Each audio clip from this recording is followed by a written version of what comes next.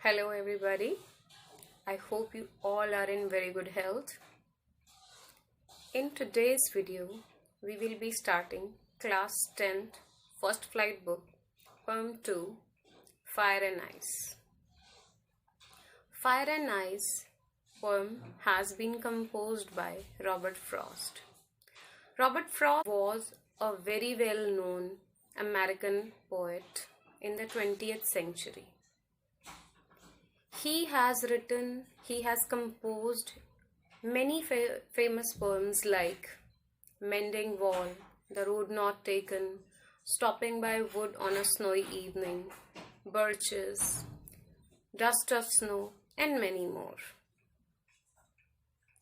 He died on 29th January 1963 at the age of 88. In this poetry, poet has taken the universal truth as his theme. Universal truth is that everything has to destroy one day. Same is with the world. Here in this poetry, poet has taken the ideas of different people. Some people say that this world will destroy because of fire, or this world will end in fire. Some people say that this world will end in ice. Here the poet favors the people who are in opinion of that this world will end in fire. But later on, in the second stanza, the poet has given the point that if the world has to perish twice, then ice has this power to do it. Here, the words fire and ice stand for a power which can destroy the earth. Fire represents greed, conflict, avarice, fury, lust, intolerance, and rigidity. On the other hand, ice stands for insensitivity, coldness, cruelty, indifference, and hatred. Fire here represents the desire of humans, and this ice stands for hatred. Both fire and ice are destructive forces. These destructive forces can destroy this earth, this world. So, in this poetry, the poet wants to say that we should be away from this destructive hatred. We should live peacefully. Nothing is permanent on this earth.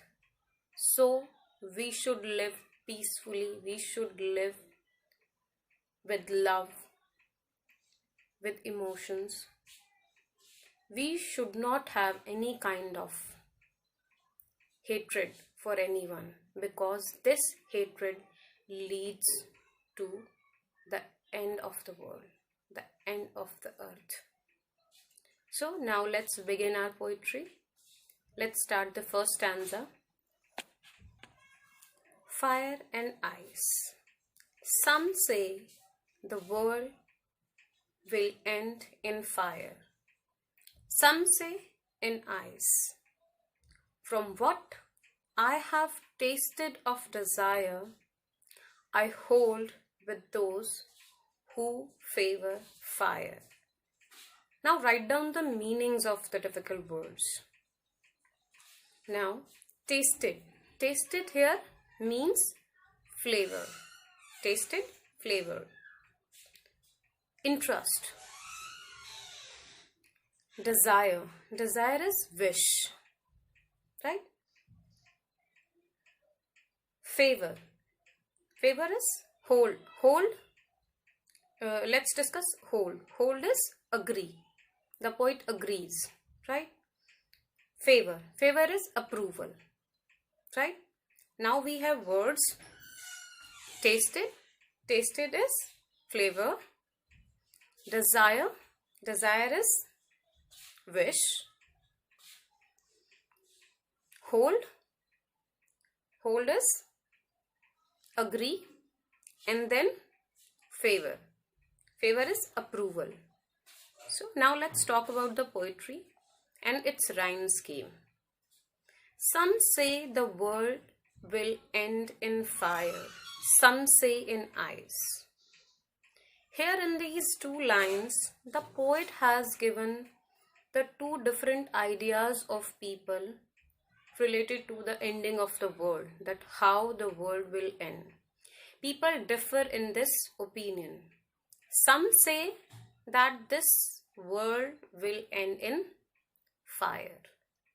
On the other hand, some say that this world will end in ice. Two different opinions of the people has been shown by the poet. Now, what does poet favor? Poet says that from what I have tasted of desire, I hold with those who favor fire. Poet says that whatever I have experienced in my life, whatever I have experienced throughout my life, I agree to the people who say that this world will end in fire. Here, as we have discussed earlier too, that fire here refers to the desire, the passions, right? So, in the poet's opinion, that this world will end in fire. He says, whatever I have experienced in my life, I can say that these desires will be the reason, these emotions will be the reason of the ending of this world, this earth. The poet says that the cold reasoning and hate will lead to the destruction of this earth. The feeling of love and passion will lead this world to its end. Now we will be discussing second stanza. Before we start second stanza, let's discuss its rhyme scheme. Rhyme scheme. We have words like fire, the ending words of the lines. Fire, rhyme scheme, we had discussed in our previous video too. Fire, ice, both have different sounds. So let's give it a different alphabet, different rhyme scheme. A for fire, B for ice. Now let's see the third word of the third line. Desire. Desire and fire sound same. They have same sound. So let's give it the same rhyme scheme, the same rhyme which has been given to fire. Fire was given A. So desire also has rhyme scheme A. And now again in the fourth line we have the word fire. These, fire, desire, fire. These three words sound similar. So we have the rhyme scheme of first stanza like A, B, A, A. I hope this rhyme scheme is clear to you. Now let's talk about alliteration. Alliteration has been used in this stanza, in the last line of first stanza. Alliteration, when there is a same sound, fire, flavor, same consonant sound, fire, flavor, favor, right? So this first sound has alliteration. Alliteration, Alliteration, alliteration. So in the last two words, favor and fire, has alliteration, right? I hope this is clear to you. I hope this first stanza is very much clear to you. Now note down. Yes. Now let's talk about the second stanza of the poem. Second stanza, but if it had to perish twice, I think I know enough of hate to say that for destruction ice is also great and would suffice, right? So let's talk about the meanings of the words perish. Perishes, destroy. Perishes, destroy. Then we have enough. Enough is sufficient. Sufficient, yes. Now we have hate. Hate is dislike. Dislike, yes. Now it's destruction. Destruction. Destruction is ruin. R-U-I-N, ruin. Now we have another word, suffice. Suffice is sufficient. Suffice, sufficient, enough. Enough, right? I hope these word meanings are clear to you, right? Now let's talk about the explanation. But if it had to perish twice, it here refers to earth, this world. If it had to perish twice, then I think I know enough of hate. What does the poet say? He says that if this existing world has to perish twice, then the poet says ice is enough for that.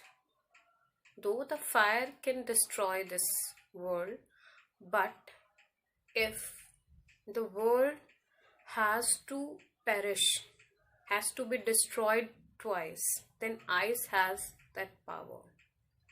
Poet has seen and experienced so much hatred. So the poet says that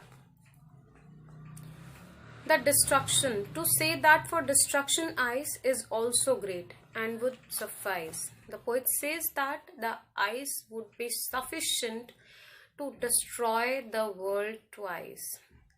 Ice has that much ability. Ice here refers to hatred, right? So this has that much ability that it can perish, it can destroy the world twice, 2 times. So the poet wants to say that we need to be away from this hatred. I hope this explanation is very much clear to you. Now let's talk about the rhyme scheme of this stanza. What is the rhyme scheme of first stanza we have discussed? Yes, it is A, B, A, A. Fire, desire, fire. Rhyme scheme A.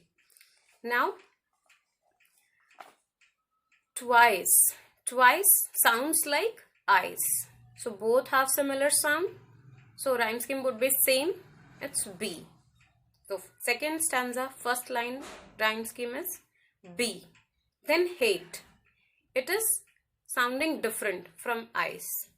So it will be having a different rhyme scheme. It's C.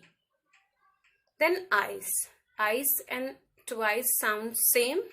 So same rhyme scheme, B. Great. Hate and here just great sounds same. So same rhyme scheme, C. And suffice.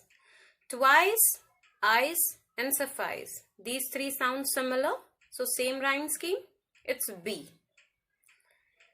Now let's talk about the rhyme scheme of the complete poetry, right? It's fire A, ice B, desire fire A. Twice B, hate C, ice B, great C, suffice B.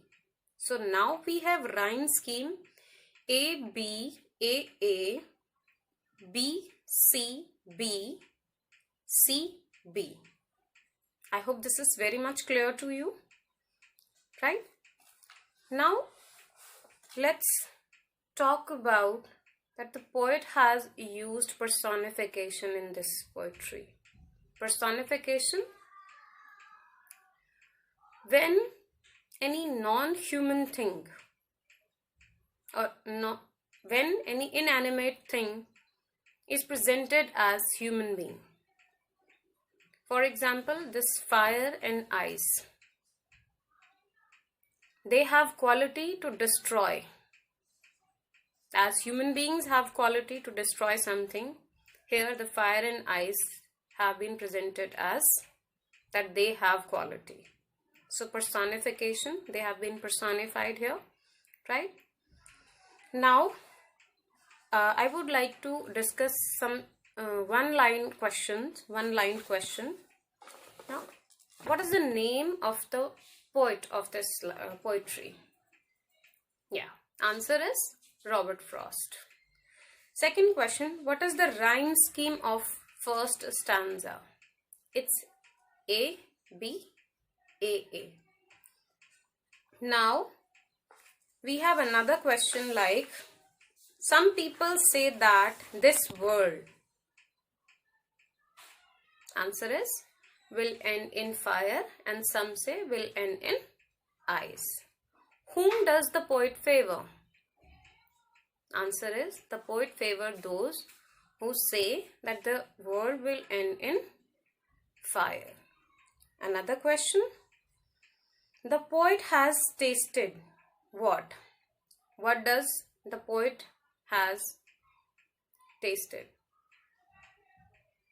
Yeah, what has the poet tasted? The poet has tasted the passions and pangs of desire and love, right? Now let's discuss some more question from second stanza. If the world has to perish twice, what is enough for that? Answer is ice, right? The poet knows that there is enough. What? Love in this world, hatred in this world. Answer is hatred in this world, right? Now, let's talk about the main points or the key points of the poetry. In this poetry,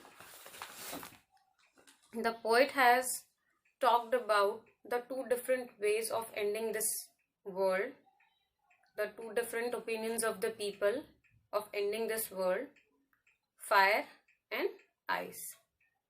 Poet favors those who say that this world will end in fire, right?